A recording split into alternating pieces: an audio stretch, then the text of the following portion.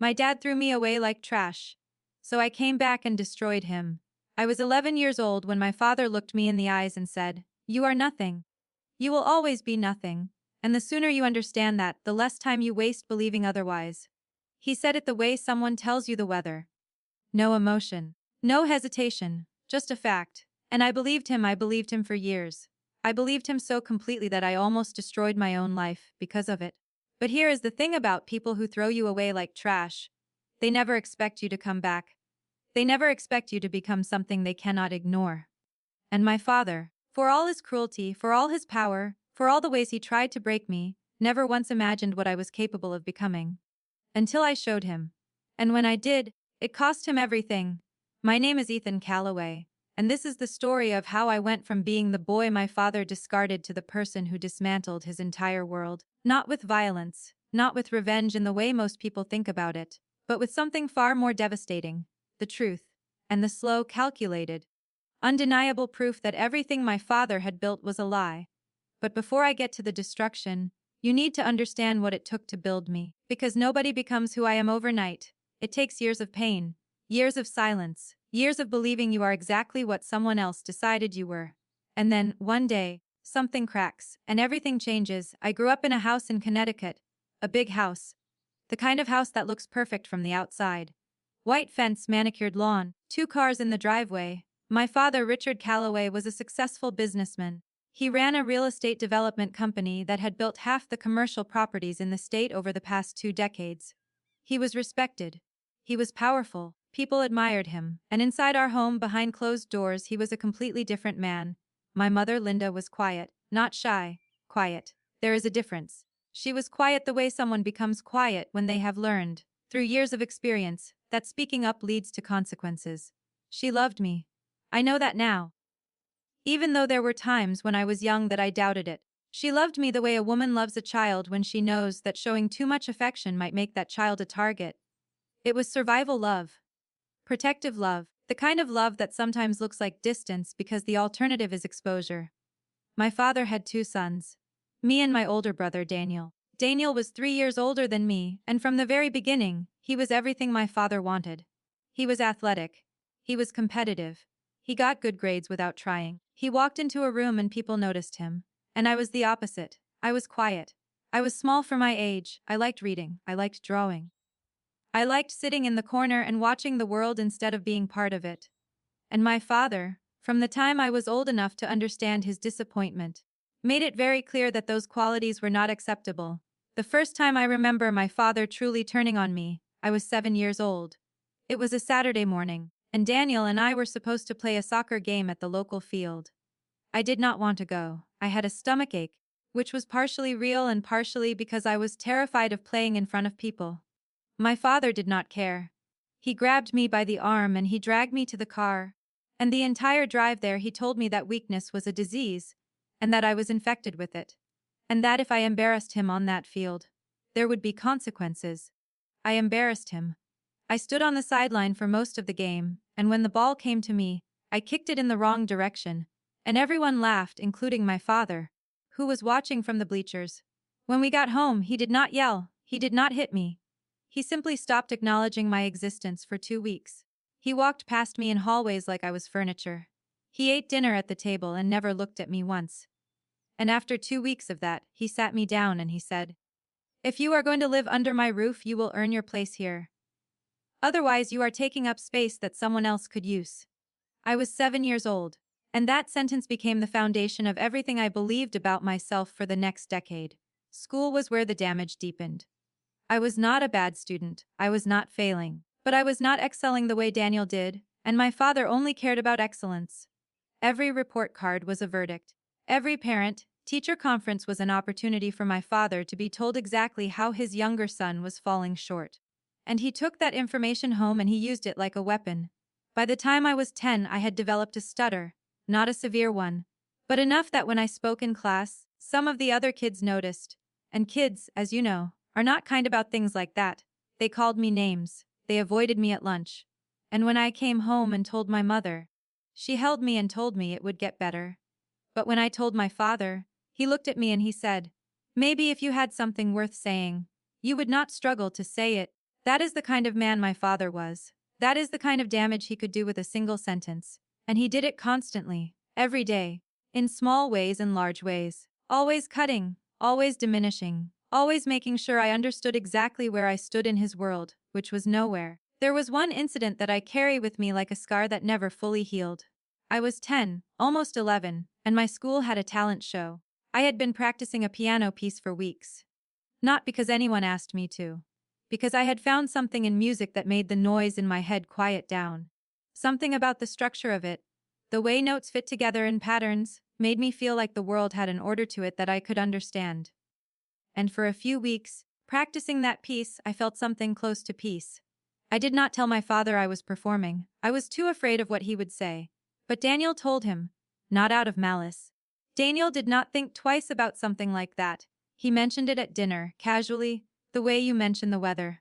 And my father looked at me and he said, piano. Of course. 2 words. Said with a tone that made every person at that table understand exactly what he thought. I performed anyway. I stood on that stage in front of 200 parents and students, and my hands were shaking so badly I could barely press the keys. And I stumbled. I missed notes. I lost my place twice, and when it was over and I walked off the stage, I did not cry. I had already cried all the tears I had for things like that. I just walked to the back of the auditorium and I sat down and I stared at the floor and I thought, he is right. This is what I am. Someone who tries and fails. Someone who takes up space without earning it. My mother found me there afterward. She sat next to me and she did not say anything for a while. And then she said, very quietly, you were brave, Ethan. Braver than you know. And I wanted to believe her.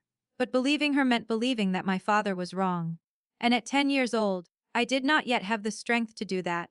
By the time I was 11, I had stopped trying to get his approval. Not because I had found something better. Because I had genuinely given up. I believed with every part of myself that I was broken. That I was less than. That my father was right about everything he had ever said about me. And that belief, that complete and total acceptance of my own worthlessness, is the most dangerous place a person can be. And it is not just a feeling, it is a way of living. When you truly believe you are worthless, you stop making choices. You stop reaching for things. You stop wanting things. Because wanting implies that you deserve to have, and you have been taught, over and over again, that you do not. So you shrink. You make yourself as small as possible. You move through your own life like a ghost, barely there, barely noticed, and you tell yourself that this is fine. That this is what you are supposed to be. The year I turned 12 was when things started to get worse in ways I did not fully understand at the time. My father had begun to struggle with his business. Not publicly. Publicly, everything looked fine. The company was still developing properties. The name Callaway still carried weight in Connecticut. But behind the scenes, decisions were being made that were not legitimate. Corners were being cut. Rules were being broken. And my father, rather than face the truth of what was happening, buried it deeper. I did not know any of this at 12. I only learned it years later, when I was old enough and determined enough to dig through everything he had hidden. But even at 12, I could feel something shifting in the house. My father was more tense, more volatile. He drank more in the evenings. And the things he said to me, which had always been cruel, became something closer to vicious. One night, when I was 12, I came downstairs for a glass of water and found him sitting in his study drinking bourbon, surrounded by papers.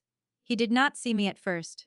And then he looked up, and his eyes were glassy, and he stared at me for a long moment, and he said, "Why did God give me 2 sons and only make one of them worth anything?" I did not answer. I stood there, in my pajamas, holding an empty glass, and I felt something break inside me that I did not think could break anymore. And then I turned around and I went back upstairs, and I did not come back down for the rest of the night. That is the moment I think about most when people ask me what drove me. Not anger, not pride, not some grand desire to prove myself. It was that specific feeling, standing in the doorway of his study, watching my own father look at me like I was a mistake he could not fix. That feeling. That is what I carried with me for the next 8 years. And that is what eventually turned into something my father never saw coming. I was 13 when my mother finally left. She did not leave dramatically. She did not pack a bag and storm out. She waited until my father was on a business trip, and she sat me down at the kitchen table, and she said, "Ethan, I cannot stay here anymore. And I need you to understand that I am not leaving you. I am leaving him." But the law says I cannot take you without his permission, and he will never give it. And then she cried, and I cried, and 2 days later she was gone. My father did not explain her absence to me or Daniel. He simply told us that she had left, and that we would not be seeing her again, and that the subject was closed. Daniel took it hard, but he recovered quickly, the way Daniel recovered from everything quickly. By throwing himself into sports and school and anything that kept him busy. I did not recover. I did not have that skill yet, I simply absorbed it. I added it to the growing weight of everything I was already carrying, and I kept going, because I did not know what else to do. What most people do not understand about growing up in a house like ours is that the silence is the worst part. Not the cruelty. Not the insults. The silence. The way my father could walk into a room and make everyone in it stop breathing. The way a meal could go an entire hour without a single word being spoken. And everyone at the table knew exactly why, and no one dared to change it.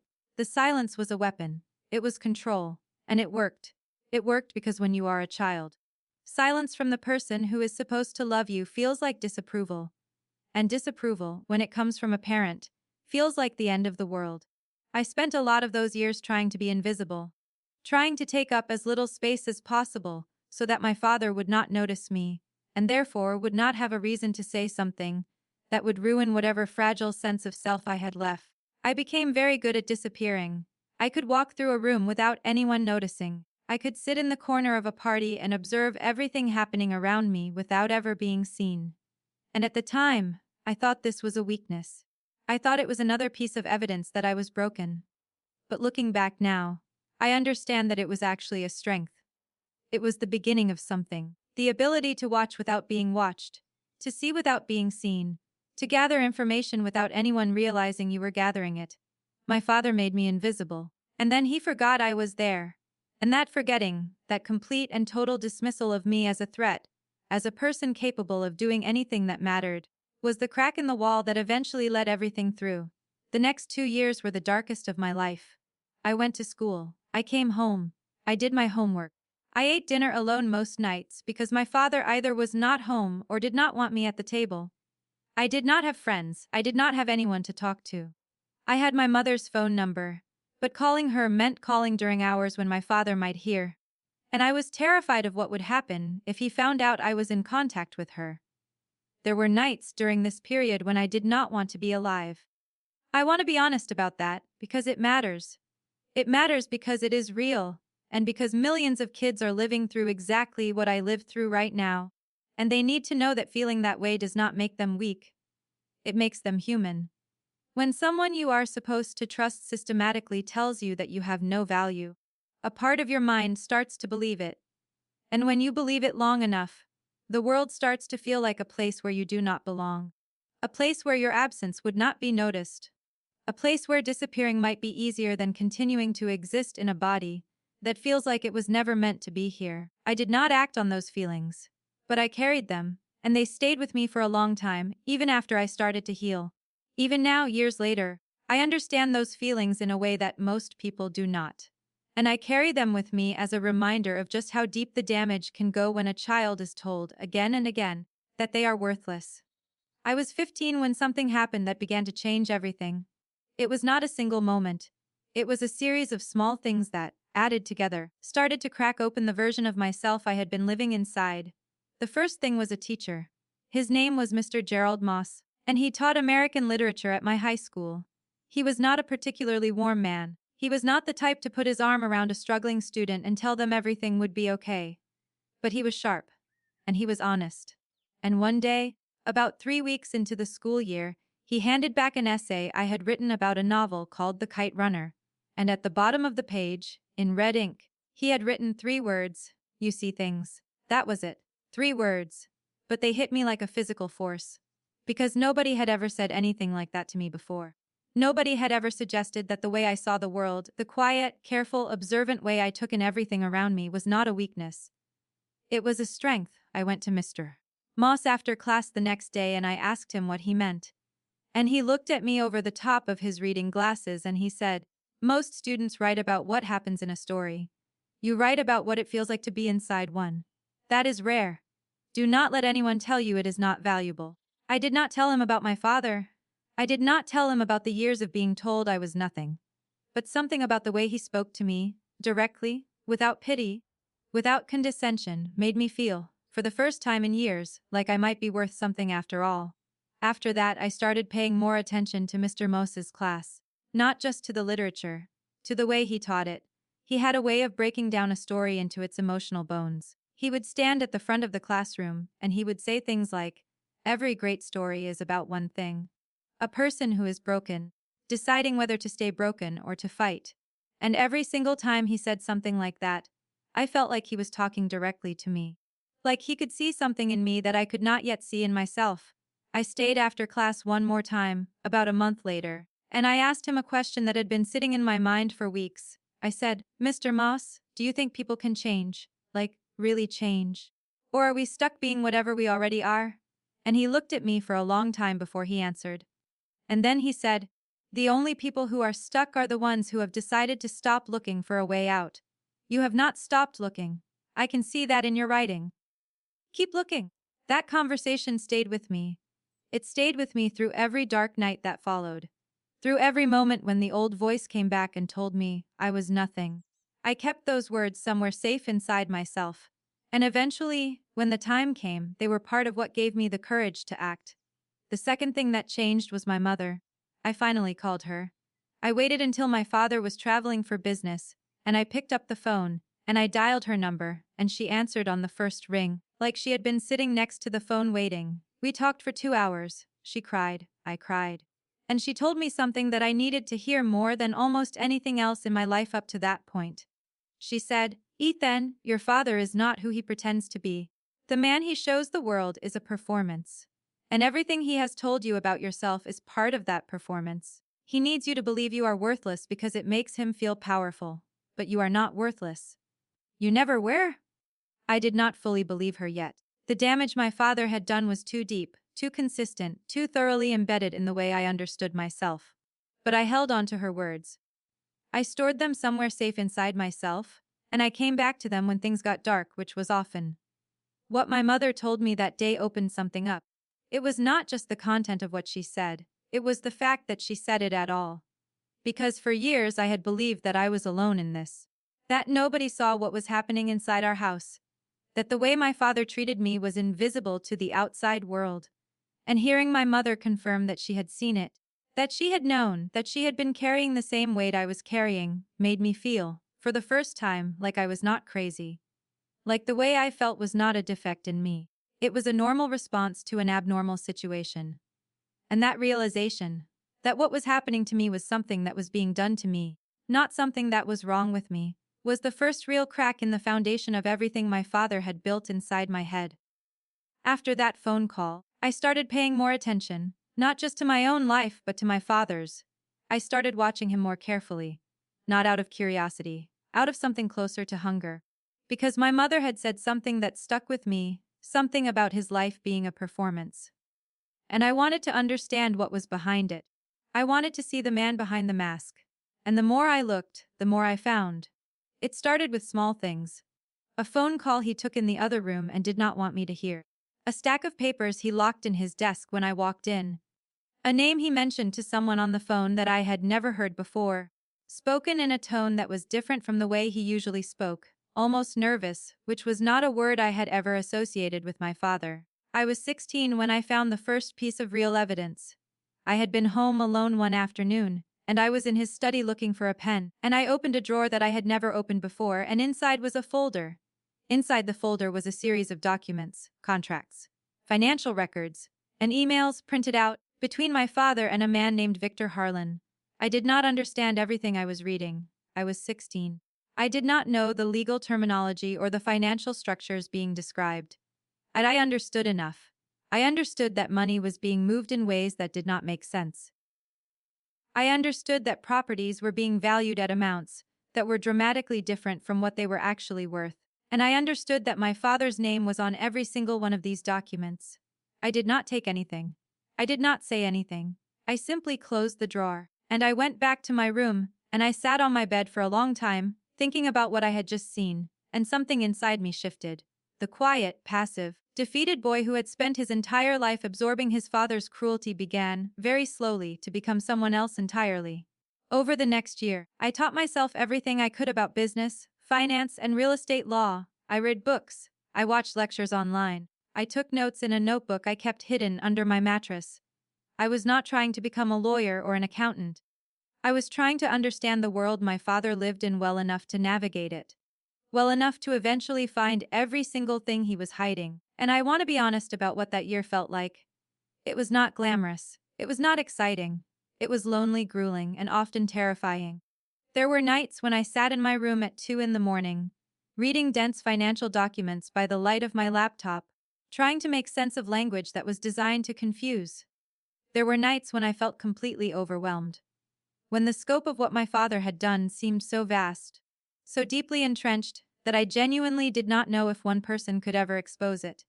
There were nights when the old voice came back, the voice that sounded like my father, the voice that said, "You are nothing. You are not smart enough. You are not strong enough.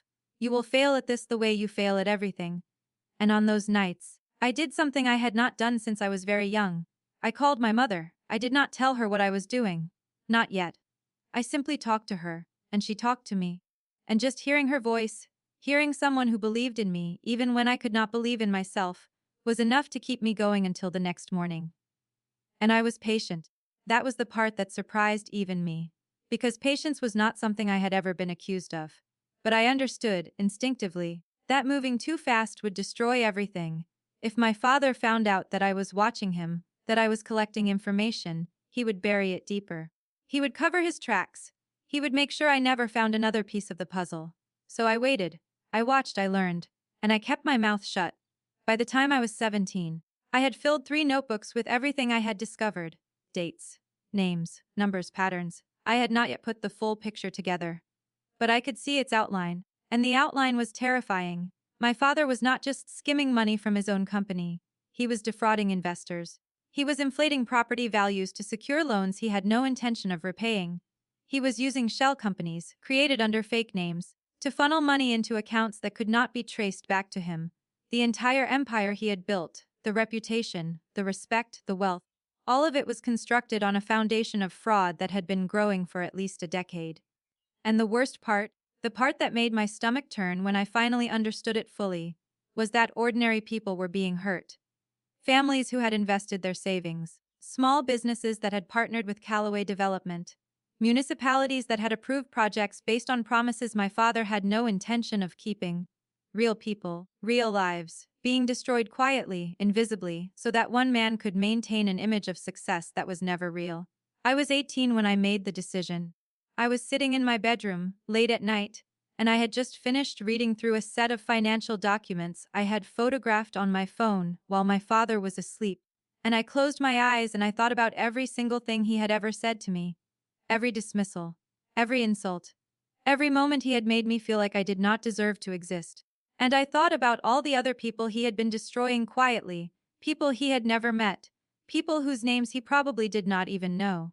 And I made a choice, not an emotional choice, a calculated one. I was going to bring him down, not because I was angry, although I was angry, not because I wanted revenge in the way most people understand revenge.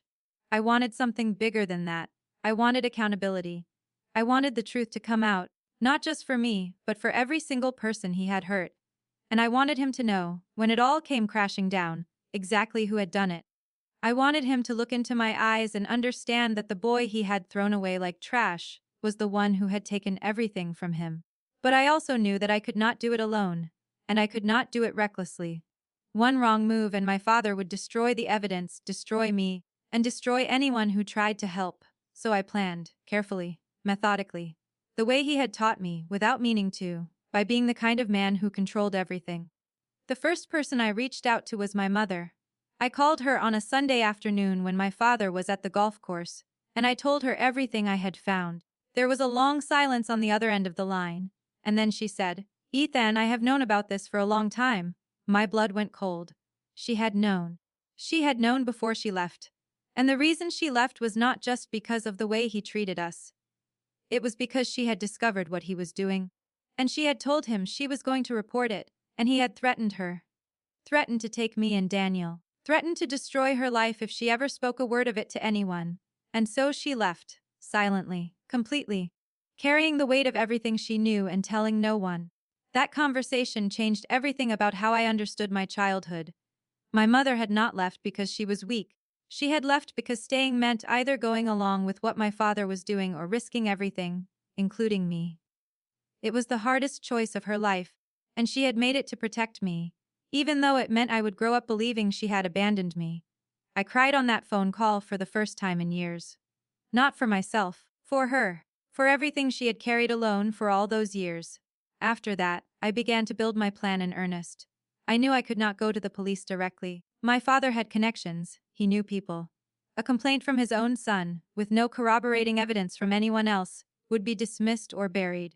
I needed to be smarter than that, so I started reaching out to other people, quietly, carefully, people who had been hurt by my father's company. I found them through public records, through news articles, through court filings that had been dismissed or settled quietly. And one by one, I made contact. I did not reveal who I was at first, I simply asked questions. I gathered information. I built a web of evidence that, by itself, no single thread could be pulled without the entire structure collapsing into view. There was one moment during this period that nearly broke me. I was 19. I had been working on this for almost a year, and I had just gotten off the phone with a woman named Margaret Chen.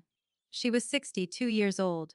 She had invested her entire retirement savings, everything she had saved over 30 years of working as a schoolteacher, into one of my father's real estate developments. The project had never been completed. The money had disappeared, and Margaret had spent the last 4 years trying to get answers, trying to find someone, anyone, who would listen to her and tell her what had happened to her life savings. When I called her, I did not tell her who I was. I told her I was a researcher looking into Callaway development. And she talked to me for almost an hour. She told me about the phone calls she had made that went unanswered, the letters she had sent that were never returned, the meetings she had requested that were never granted, and she told me something at the end of that call that I will never forget. She said, "I am not angry anymore. I am just tired.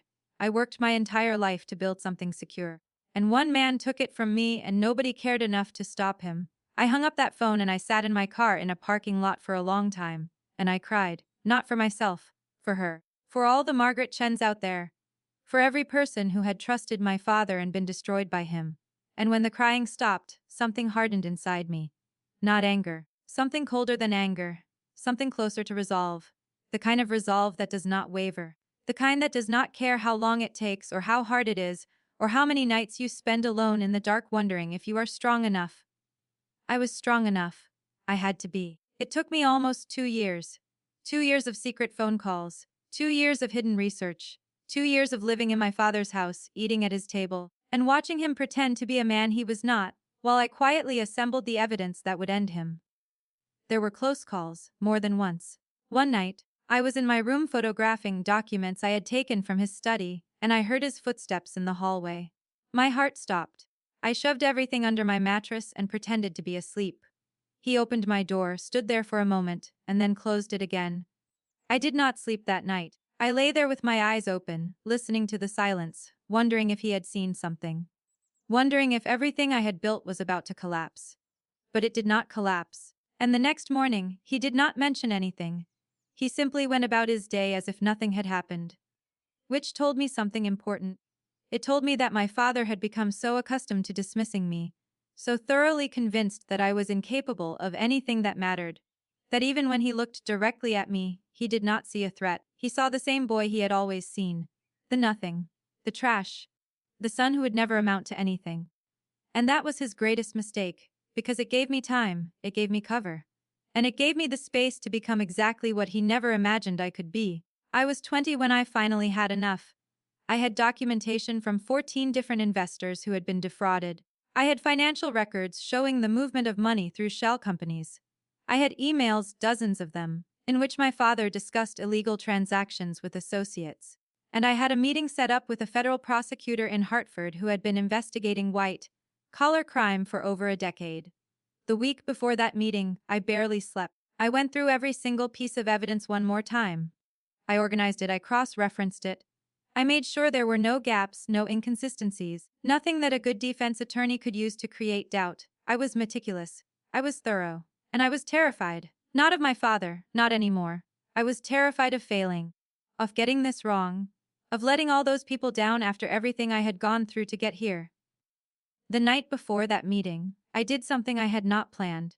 I went downstairs to my father's study. He was home. He was sitting in the same chair I remembered from childhood, drinking the same bourbon, reading something on his laptop. And I walked in, and he looked up at me, and for a moment, his face showed something I had never seen there before. Surprise. Because I almost never came into his study voluntarily. I almost never sought him out for any reason. I stood in the doorway and I looked at him and I said, I know everything. He did not move. He did not speak. He just stared at me. And I said, I know about Victor Harlan. I know about the shell companies. I know about the investors you have been stealing from for the past 15 years. And tomorrow morning, a federal prosecutor is going to know everything I know.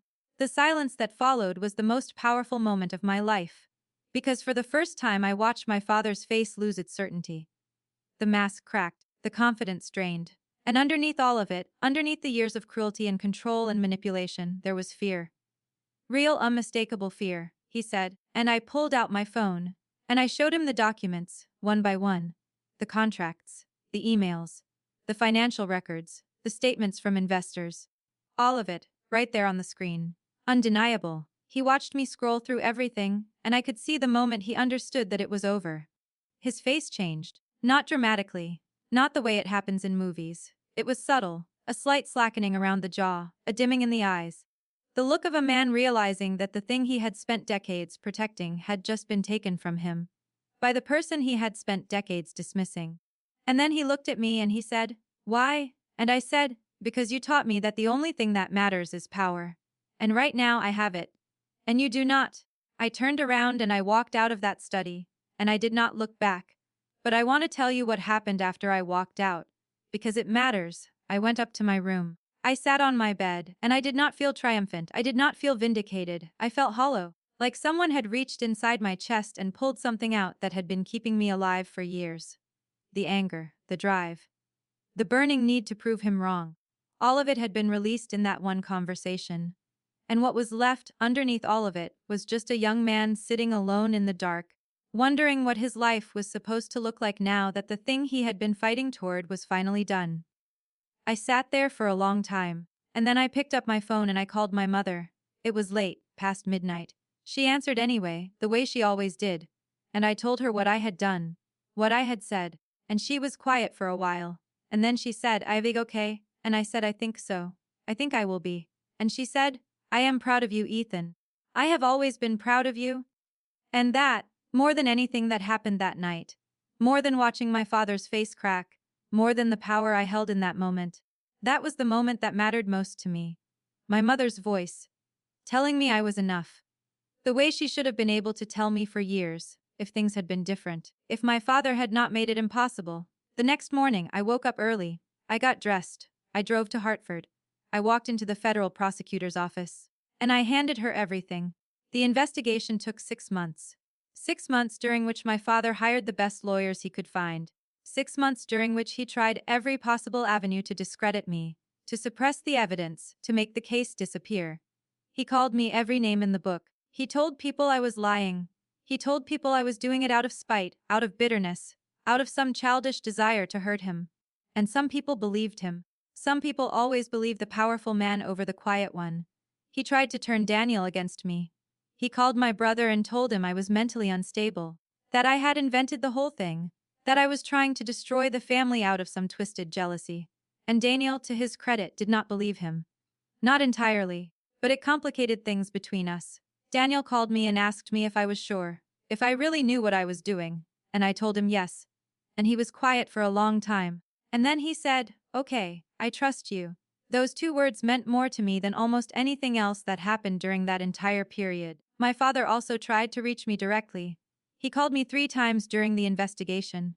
The first time, his tone was threatening. He told me that if I continued, he would make sure I never worked in any legitimate field again. He would destroy my reputation before it even started.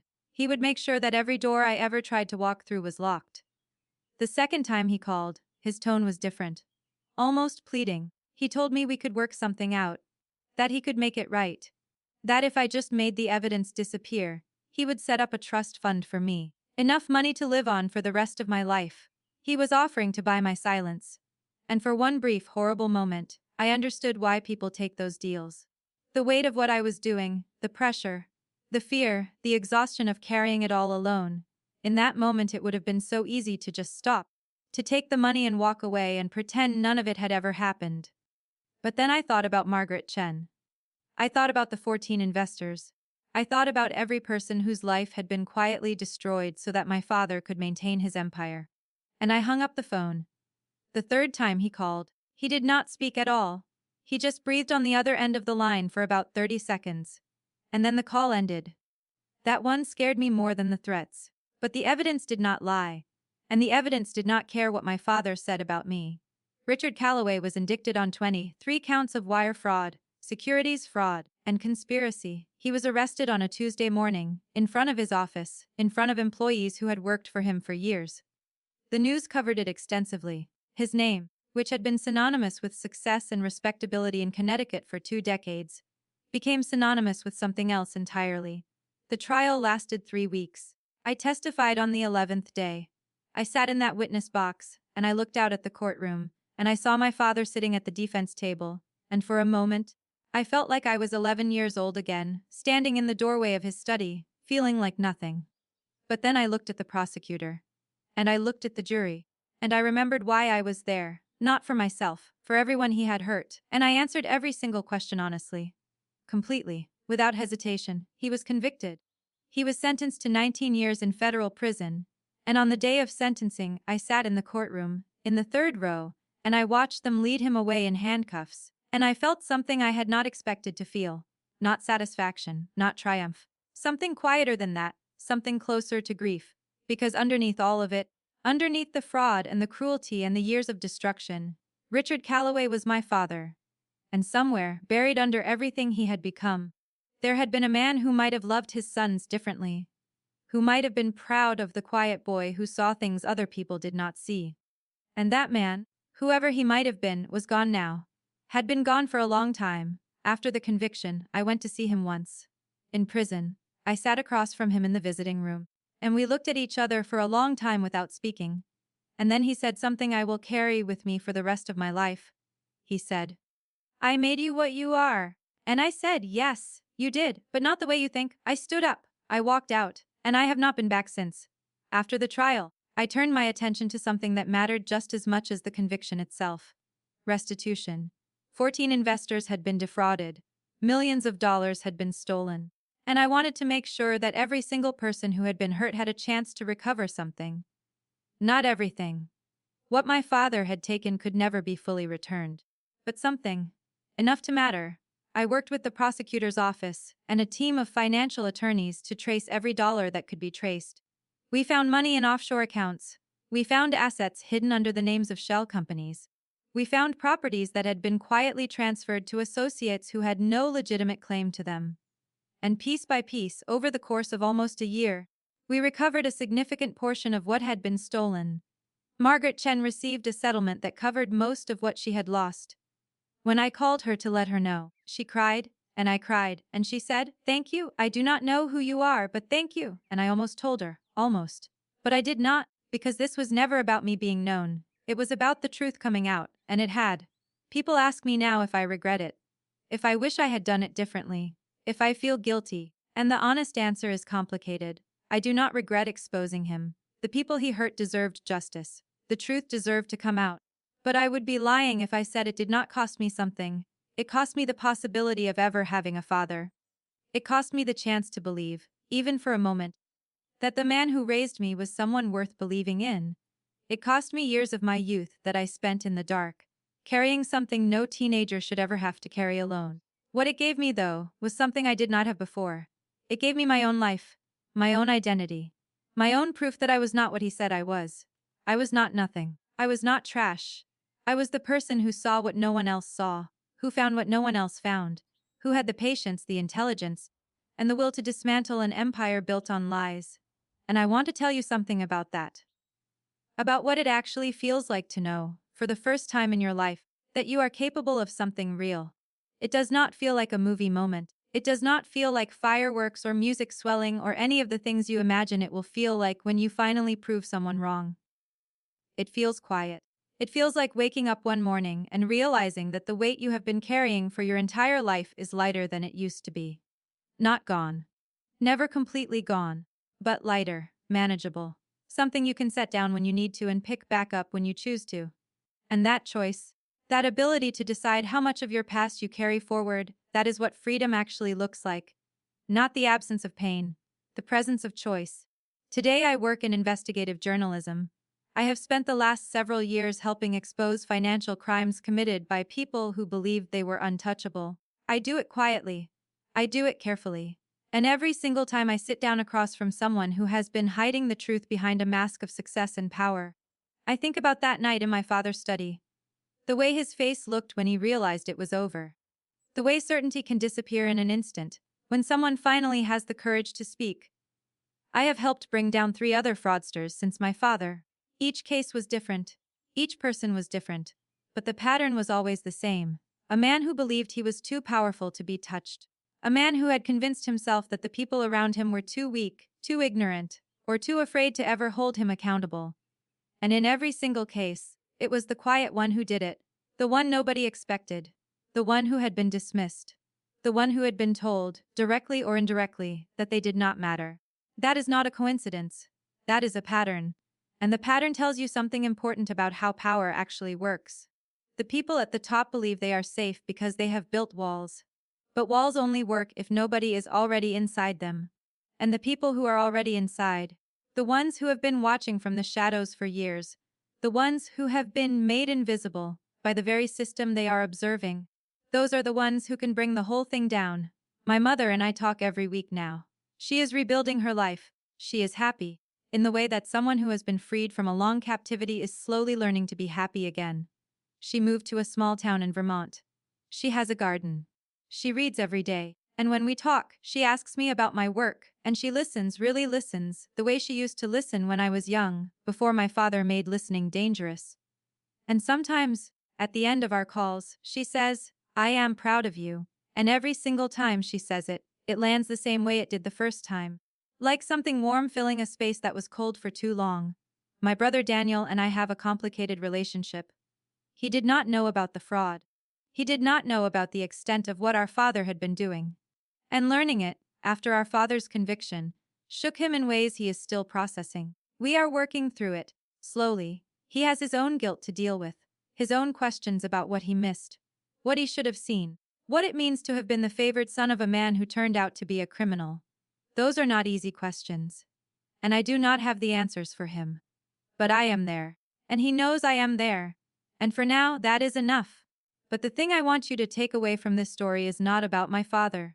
It is not about the fraud or the conviction or the justice that was finally served.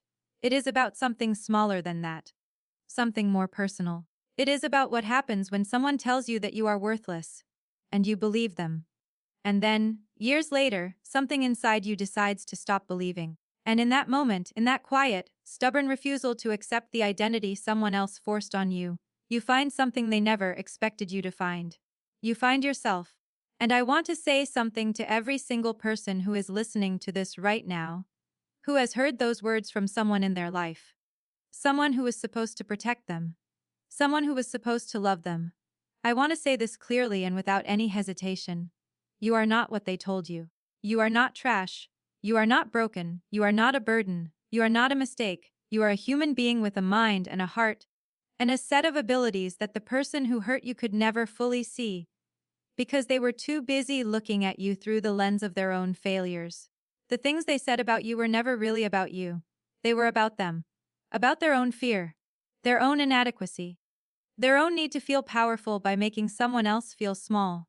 And the most important thing, the thing that took me years to understand, is this. The pain they caused you is real.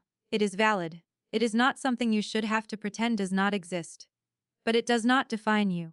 It does not have to be the end of your story. It can be the beginning of one. My father thought he was throwing away trash. He was actually throwing away the one person in the world who would eventually have the skill, the determination, and the courage to hold him accountable for everything he had done. And that, in the end, is the most powerful kind of revenge there is. Not the kind that destroys someone in a moment of rage. The kind that is built, piece by piece, over years of pain and silence and watching, until it becomes something so large and so undeniable that no amount of power or money or lies can stop it. If you are someone who is struggling right now, if you are someone who has been told that you will never amount to anything, if you are someone who has been made to feel invisible by the people who were supposed to see you, I want you to listen to me very carefully. The world does not need another loud voice. It does not need another person who screams and demands to be heard. What the world needs, what has always changed the world, is the quiet ones, the ones who watch, the ones who listen, the ones who carry their pain silently and turn it into something that no one else could have ever created. Those are the ones who change everything. Those are the ones who, when they finally speak, make people stop and listen in a way that volume alone never could. You are one of them, whether you know it yet or not. And if you are a parent listening to this right now, if you are someone who has children in your life, I need you to hear this part especially. The words you say to your children are not small. They are not throwaway. They are not things that disappear after the moment passes. They live inside your children. They become the voice in your child's head that either builds them up or tears them down, and that voice stays. For years, for decades, sometimes for an entire lifetime. My father said words to me when I was 7 years old that shaped the next 13 years of my life. Words that almost destroyed me. Words that, if things had gone slightly differently, might have. The power a parent has over a child is not something most adults fully grasp until they become parents themselves. And by then, the damage, if it has been done, is already in motion. So if you are raising a child right now, pay attention. Pay attention to what you say. Pay attention to what you do not say.